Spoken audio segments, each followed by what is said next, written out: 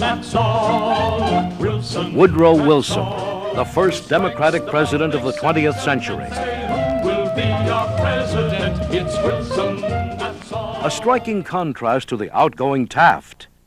Wilson was an intellectual who arrived in Washington with a great understanding of presidential power. Curator of the Woodrow Wilson Museum, Patricia Hobbs. Wilson had a very strong belief in predestination, and he felt that he himself was a natural leader. By 1914, war had broken out in Europe, and Wilson vowed America would remain neutral.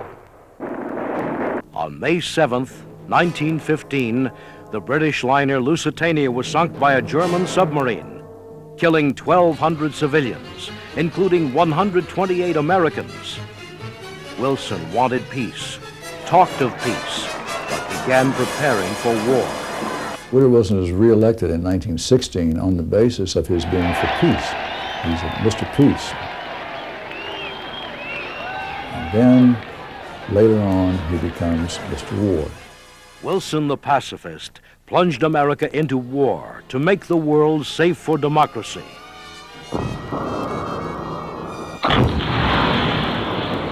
Over 100,000 American lives were lost. Total casualties numbered in the millions. In January 1918, Wilson sailed to Europe with his 14-point peace plan for a new world order. The 1919 Treaty of Versailles placed full blame for the war on Germany. To promote world peace, Wilson pushed for the creation of a League of Nations. He believed that the United States had secured its rightful place as a leader in world affairs.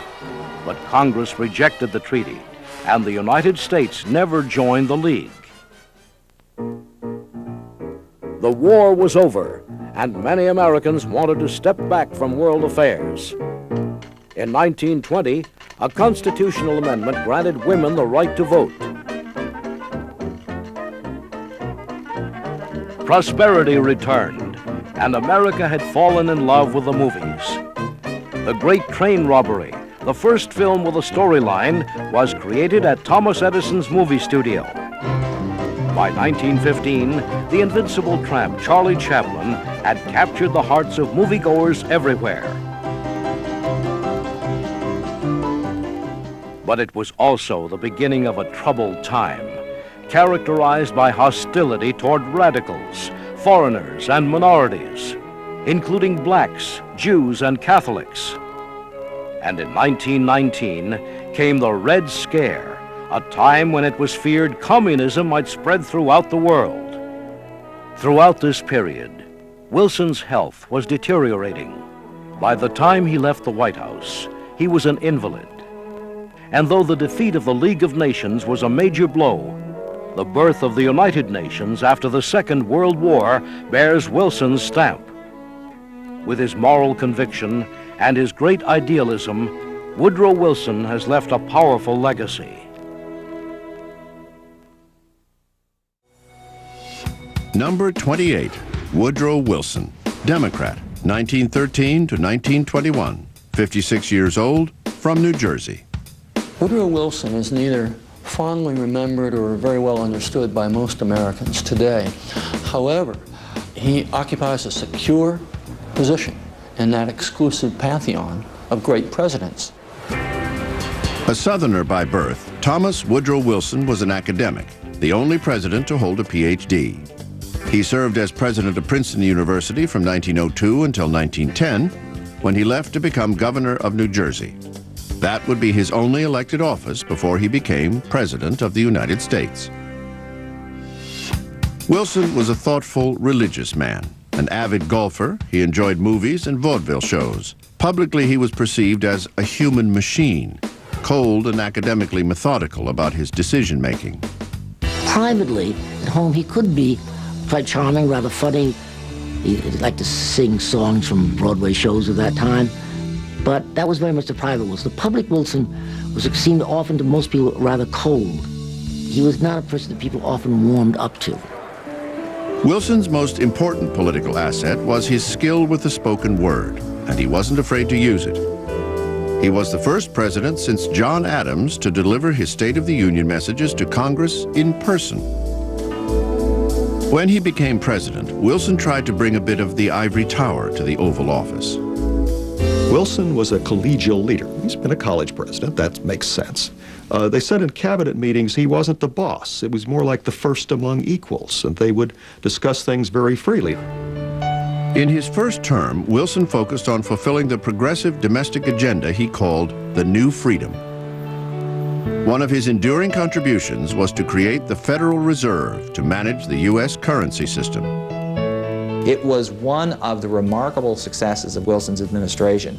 It has persisted since 1913, and it has done a remarkably good job of maintaining the stability of the American currency. In the summer of 1914, Woodrow Wilson faced two great crises.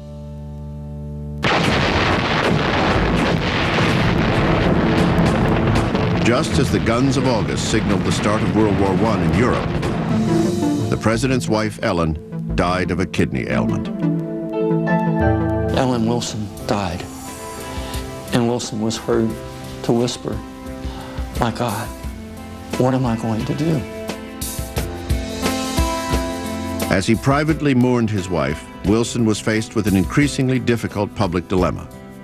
Most Americans wanted nothing to do with the Great War in Europe, so Wilson pledged neutrality. But that was problematic, especially with German submarines targeting British passenger ships that often carried American civilians across the Atlantic. In one incident, the sinking of the Lusitania in 1915, 128 Americans were killed. Despite public outrage over the Lusitania, most Americans wanted Wilson to keep his head, which he did, and save him from Europe's awful mess. They simply did not think that this was America's fight. In 1915, 17 months after his wife died, Wilson remarried. His bride was a Washington widow named Edith Bowling Galt. The following year, he was narrowly re-elected as president, making him the first Democratic incumbent to win re-election since Andrew Jackson in 1832. With Germany declaring early in 1917 that American shipping would no longer be spared the wrath of submarine warfare, it would be a challenging second term for the domestic-minded president. Wilson remarked to a friend, "It would be an irony of fate if my administration